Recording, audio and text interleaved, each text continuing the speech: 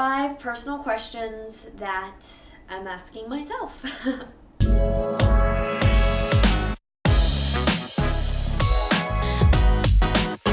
Hey, my name is Gina and I am a certified life coach and I study positive psychology. If you have never watched any of my videos, then I urge you to go watch my normal videos where I talk about concepts of productivity or mindset or positive psychology habits.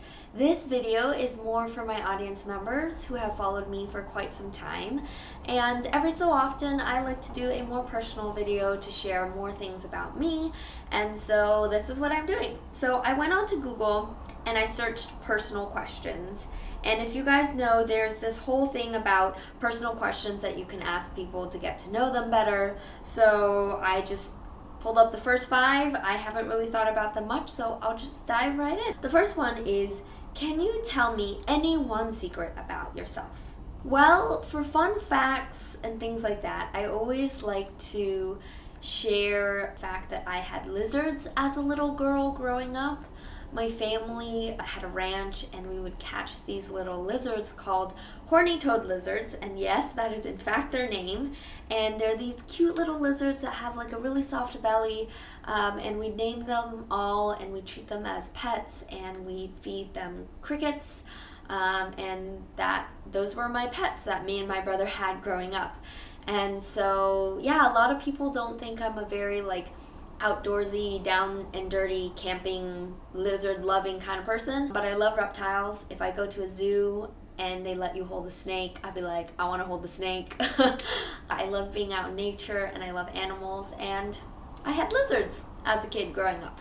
The second one is, have you ever had to lose someone close to you? Geez, that is personal. I've had to lose, unfortunately, a lot of people close to me, and a lot, I mean 3. So I lost my 2 grandparents, my grandpas. One grandma I never met because she died before I was born, and then as well as my aunt, who I was very close to. I don't want to get too much into the personal details of all that, but I will say that of these 3 people that are close family members that I lost, I actually was in the room in the hospital with all 3 of them when, the heart rate monitor went flat. And it's like a crazy experience to be there. Some would say that's horrible. I mean, I would say I was so blessed and lucky to always be in the room for their last breath, because I don't know, I felt like I could see and understand the process of death and losing someone and being able to tell them everything I want to before they go. And yeah, I think I'm really, really lucky. But when I lost one of them in particular, who I was more close to, it really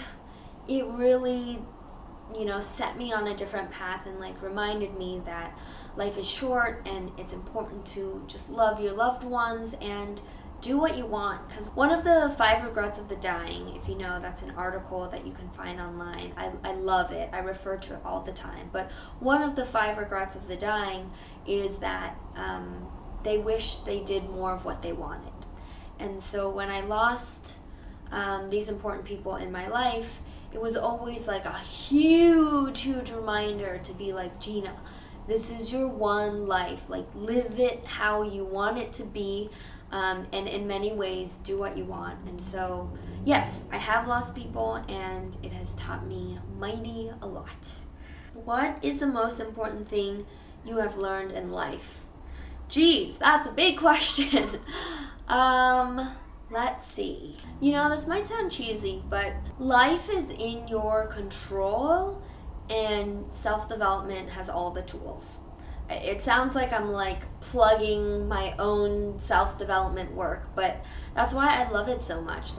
When I was younger, I felt like I was an angsty teen, and then I, became a young adult and I'm trying to figure out life, and it felt so black and white.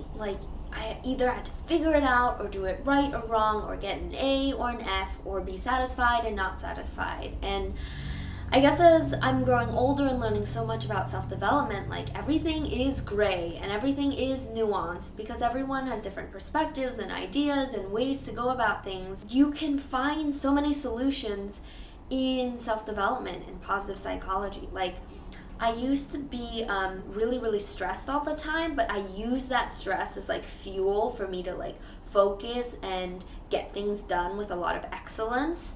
And it wasn't until I learned about self-development that like you can have it all, in the sense of you don't have to be stressed to be like a focused, productive person.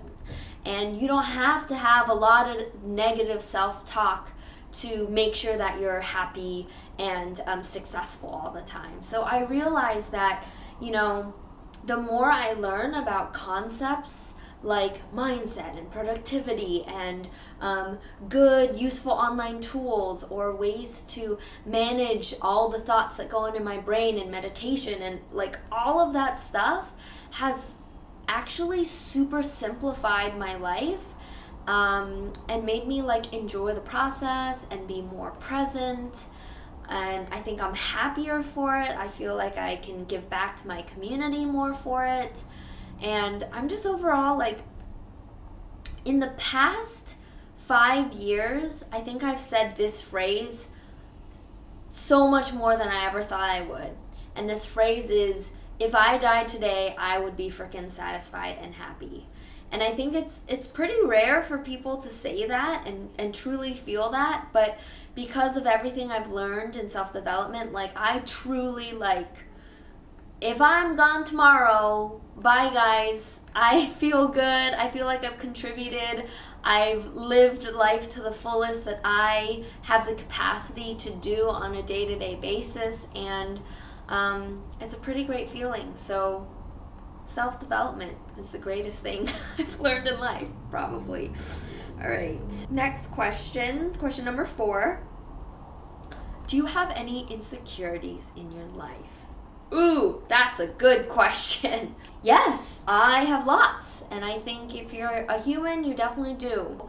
Which one should I pick? Because there's a lot to pick from. One of my biggest insecurities is being able to speak my mind and still be liked by people.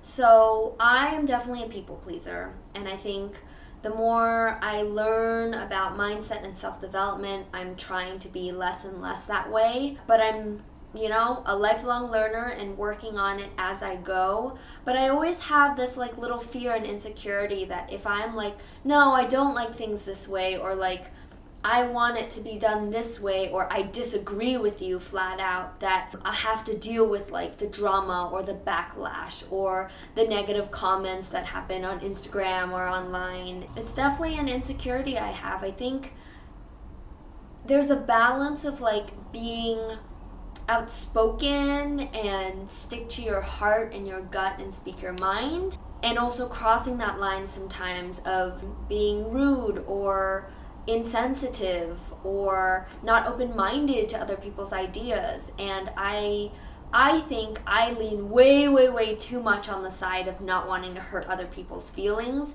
and deciding to keep my opinions on the down low, when in fact I feel like I should speak up more. So sometimes I'm insecure about doing that and trying to get better. So if you guys have tips for me, write them in the comments below. I will happily welcome them. All right, let's do the last question. Do you prefer stability or spontaneity? Woohoo! Loaded question. As much as I'd like to answer spontaneity, because I love to travel, I love to learn new things. Like if there's a class like pottery making with cement, or I don't know, bungee jumping or whatever, like I will sign up. I want to learn new things. I'm down to be spontaneous, but I think I'm a stability girl. Like I love my schedule. 8 hours of sleep is like my golden rule. I like to have, you know, my special shampoo or face wash that I use all the time. I'm super happy in a very long-term stable relationship. I'm like, I am can love one person for the rest of my life, and that long-term stability and love is everything I could ask for. So I do like having like a home base, but I love to travel as well. But hey, I'm a stability kind of person, and I think it's good in life to have a balance of both. But I guess at least I know I'm one more than the other, and so when spontaneous moments come up, then I try to grab them as quickly as I can. So yeah, if you guys have any more personal questions that you want to ask, write them in the comments below, and maybe I'll do another video. I'll pick 5 from the questions that you asked, and I'll make sure to answer those. If you guys like it, please like the video and subscribe to my channel.